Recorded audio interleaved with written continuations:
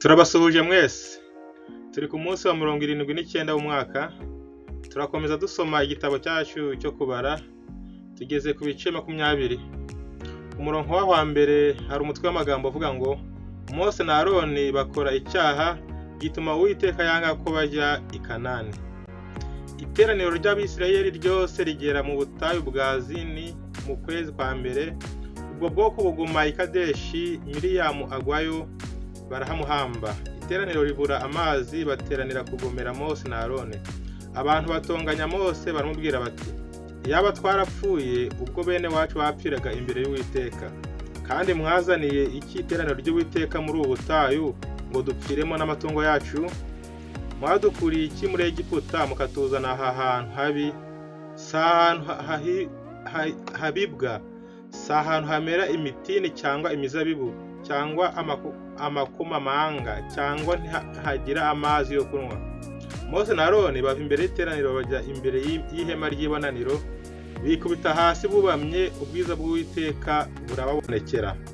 Uwiteka abwira Mose ati, enda yankoni wowe na Aroni mwene so muteranye iteraniro, mubwire igitare mu maso yabo kivushe amazi yacyo, ubakurire amazi muri icyo gitare, aba ariko uha iteraniro n'amatungo yaryo amazi yo kunywa. Mose yenda iyo nkoni ayikuye imbere y'Uwiteka kuko yamutegetse.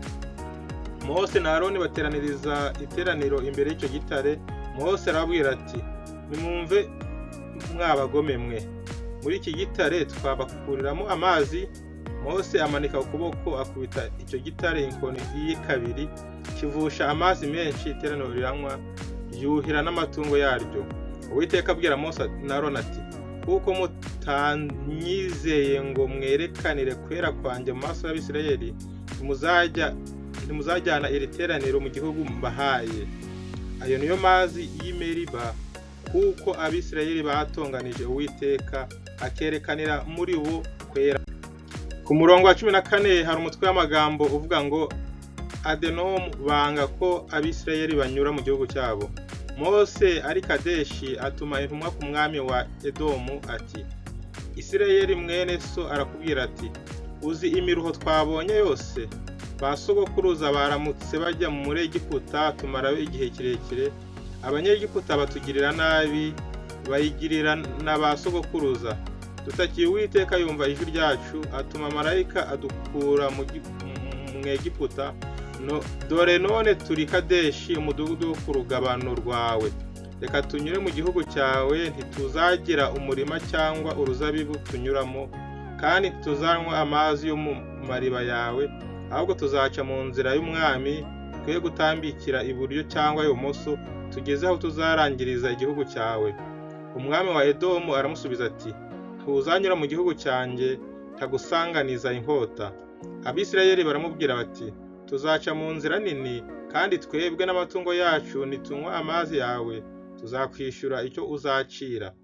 Reka tuhace n'amatungo yacu, nta kindi tuzakora. Arabahakanira ati, ntimuzahanyure. Abedomu babashingira urugero rw'ingabo nyinshi n'amaboko menshi. Nuko Abedomu banga gucisha Abisirayeli mu gihugu cyabo, icyo cyatumye Abisirayeli bahindukira bakareka. Aroni arapfa. Haguruka i Kadeshi, iteraniro ry'Abisirayeli ryose rigera ku musozi Hori. Uwiteka abwira Mose na Aroni ku musozi Hori uri ku rugabano rw'igihugu cya Edomu ati, Aroni agiye gusanga ubwoko bwe, kuko atazajya mu gihugu nahaye Abisirayeli ubwo mwagomeye itegeko ryanjye ku mazi y'Imeriba. Jyana Aroni na Eliyazari umwana we, bazamura umusozi Hori. Wambure Aroni imyambaro ye, uyambike Eliyazari umwana we, maze Aroni ari bupfire iyo asange ubwoko bwe. Mose abigenza uko Uwiteka yamutegetse, azamuka uwo musozi wa Hori, iteraniro ryose ribareba. Mose yambura Aroni imyambaro ye, ayambika Eliyazari umwana we. Aroni apfira aho mu mpinga y'uwo musozi. Mose na Eliyazari barawumanuka. Iteraniro ryose ribonye yuko Aroni yapfuye, inzu ya Isirayeli yose imara iminsi 30 iririra Aroni. Tugeze mu kubara ibice 21. umurongo wa mbere hari umutwe w'amagambo uvuga ngo Abisirayeli baterwa n'inzoka z'ubusabwe. Umunyakanani umwami wa Arada waturaga Inegebu yumva ko Abisirayeli baje baciye mu nzira ica muri Atarimu, arabarwanya abafatamo mpiri.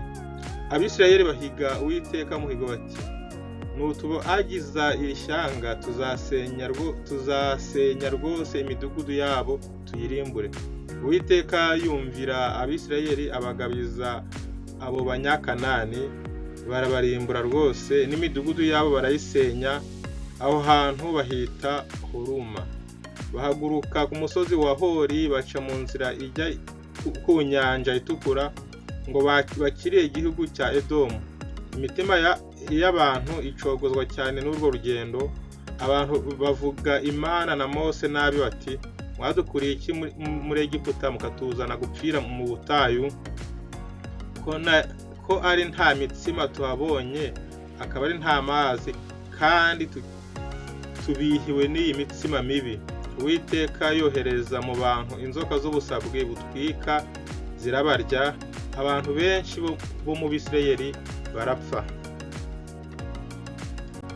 Abantu basanga Mose baramubwira bati, twakoze icyaha kuko twavuze Uwiteka nawe nabi. Saba Uwiteka adukuremo izi nzoka. Maze arabasabira. Uwiteka abwira Mose ati, shura inzoka isa n'izo uyimanike ku giti cy'ibendera, maze uwariwe n'inzoka wese nayireba arakira. Mose acura inzoka mu miringa ayimanika ku giti cy'ibendera, uwo inzoka yariye yayireba iyo nzoka y'umuringa agakira. Abisirayeli barahaguruka babamba amahema muri Oboti. Bahaguruka muri Oboti babamba amahema iy'Abarimu iri mu butayu bw'iruhande rw'uburasirazuba bw'Imowabu. Barahaguruka babamba amahema mu gikombe cy'Izeredi. Barahaguruka babamba amahema hakurya y'umugezi wa Aruroni uri mu butayu ugaturuka mu gihugu cy'Abamori, kuko Aruroni ari urugabano rw'Imowabu ugabanya Mowabu n'Abamori. Icyo cyatumye byandikwa mu gitabo cy'intambara z'Uwiteka ngo Vahebu y'Isufu n'utugezi twa Arunoni n'umukoke w'utugezi ugenda werekeje ku mazu ya Ari ugahererana n'urugabano rw'Imowabu. Barahaguruka bajya Iberi. Iryo ni ryo riba Uwiteka yabwiye Mose ati, teranya abantu mbahe amazi. Maze Abisirayeli baririmba iyi ndirimbo bati, dudubiza riba rimuririmbe. Iri ni iriba ryapfukuwe n'abatware, iry'imfura z'abantu bapfukishije inkoni z'icyubahiro n'ingegene zabo. Bahaguruka muri ubwo butayu bajya Imatana. Barahaguruka bajya Inahariyeri. Barahaguruka bajya Ibamoti. Barahaguruka bajya mu gikombe kiri mu gihugu cy'Imowabu, bajya mu mpinga y'Ipisiga haherereye ubutayu. Abayisirayeli batuma intumwa kuri Sihoni umwami w'Abamori bati, reka tunyure mu gihugu cyawe, tuzatambikira mu mirima cyangwa mu nzabibu, tuzanywa amazi yo mu mariba, tuzaca mu nzira y'umwami tugeze aho tuzarangiriza igihugu cyawe. Sihoni ntiyakundira Abisirayeli ko baca mu gihugu cye, ahubwo ahuruza ingabo ze zose ajya mu butayu gusanganira Abisirayeli, agera iya hasi arwaniraho n'Abisirayeli. Abisirayeli bamutsindisha inkota, bahindura igihugu cye, bahera kuri Arunoni bageza kuri Yaboki ku rugabano rw'Abamoni, kuko urugabano rw'Abamoni rwari rufite ingerero zikomeye. Abisirayeli batsinda iyo midugudu yose, batura mu midugudu y'Abamori yose, Heshiboni no mu midugudu ihereranye nabo yose, kuko Heshiboni rwari ururembo rwa Sihoni umwami w'Abamori, rwarwanije umwami w'Imowabu watanze akamunyaga igihugu cye cyose kigera kuri Arunoni. nicyo gituma abahindu b'indirimbo bavuga bati nimuze i Heshiboni, ururembo rwa Sihoni rwubakwe rukomezwe, kuko umuriro waturutse i Heshiboni, ikirimi cyavuye mu rurembo rwa Sihoni kigatwika ari Mowabu n'abatware b'amasengero yo ku mpinga z'imisozi yo kuri Arunoni. ubonye ishyano Mowabu, urapfuye wa bwoko bwa Kemoshi we. Yahaye abahungu babo guhunga, abakobwa babo yabahaye kujyanwa ari abanyagano na Sihoni umwami w'Abamori. Twarabarashe i Heshiboni, harimbukana n'igihugu cyaho kigeza i Diboni, turimbura igihugu tugeza i Nufaki, inkongi igera i Medeba. Nuko Abisirayeli batura mu gihugu cy'Abamori. Mose atuma abatasi gutata Yazeri, batsinda imidugudu yaho, birukana Abamori bari bariyo. Barahindukira barazamuka baca mu nzira ijya i Bashani. Ogi umwami w'Abashani abasanganiza ingabo ze zose muri Edureyi ngo abarwanirizeyo. Uwiteka abwira Mose ati, ntimutinye kuko mukubaganije n'abantu be bose n'igihugu cye, nawe umugirire uko wagiriye Sihoni umwami w'Abamori, wa wundi wari utuye i Heshiboni. Bamurimburana n'abahungu be n'abantu be bose, ntiyasigara n'uwa kirazira, bahindura igihugu cye. Tugeze mu Kubara ibice 22 ku murongo waho wa mbere, hari umutwe w'amagambo uvuga ngo Baraki yinginga Baramu kuvuma Abisirayeli. Abisirayeli barahaguruka babamba amahema mu kibaya cy'Imowabu kinini hakurya ya Yorodani, ahateganye n'i Yeriko. Baraki mwene Sipori amenya ibyo Abisirayeli bagiriye Abamori byose. Abamowabu batinyishwa ubwo bwoko cyane n'ubwinshi bwabo, bakurwa umutima n'Abisirayeli.